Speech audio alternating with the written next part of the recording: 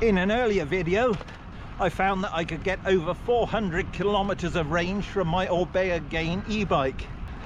Now, I managed to get that extreme distance by using the motor very sparingly, mostly on its lowest level, and by me putting in a lot of effort, so the motor didn't have to do that much work that often. In this video, I'm going to go to the other extreme. I'm going to try and burn through my e-bike battery as quickly as possible.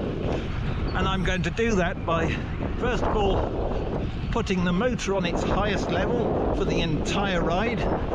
That's level 3. And secondly, I'm going to try and do as little work as possible by keeping my average heart rate between 100 and 110 beats per minute. I'm going to be testing the battery range on a 60-kilometer closed loop with a modest 400 meters of climbing. I do want to challenge the bike and the battery, but I don't want to make the test too unrealistic.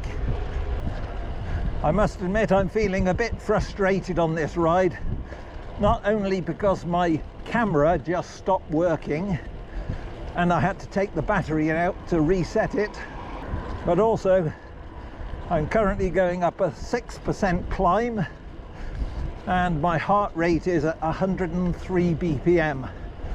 Now, this is frustrating because I normally like to put a bit of effort in, and today I'm really holding back.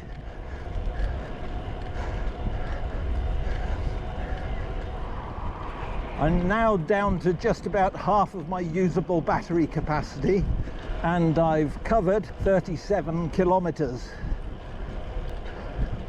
That would give me a total range of around about 74 kilometers.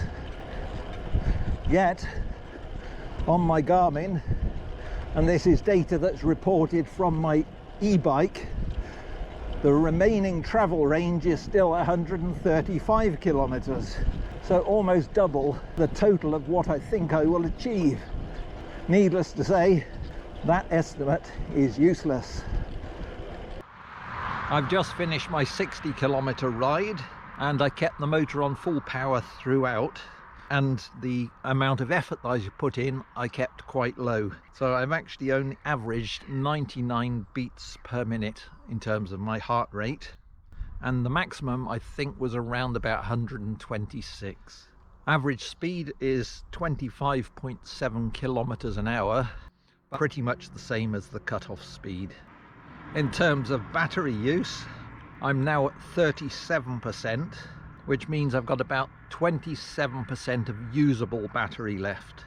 In terms of the total distance that I could get out of a full charge, if I ran it right the way down to 10%, it's about 90 kilometers, and whatever that is in miles. I'll put that on the screen now. Of course, if you live in a hillier area, the range may be less. What I think I'll do at the little bit extra on the end of this video is work out just how much of my battery power was used in raising me up the 400 meters of climbing that I encountered during the route. So from me, for now, it's goodbye.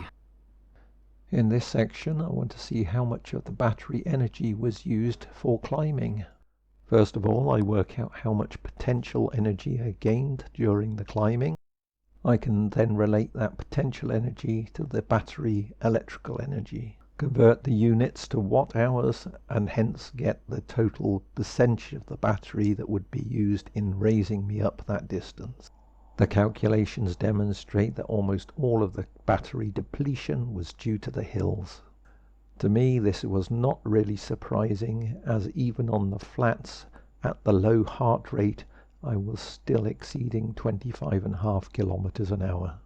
Hence the motor really only cut in on the hills. The weather was actually quite quiet on the day. Had the wind been much higher, I'm sure I would have used more of the battery energy on the flat.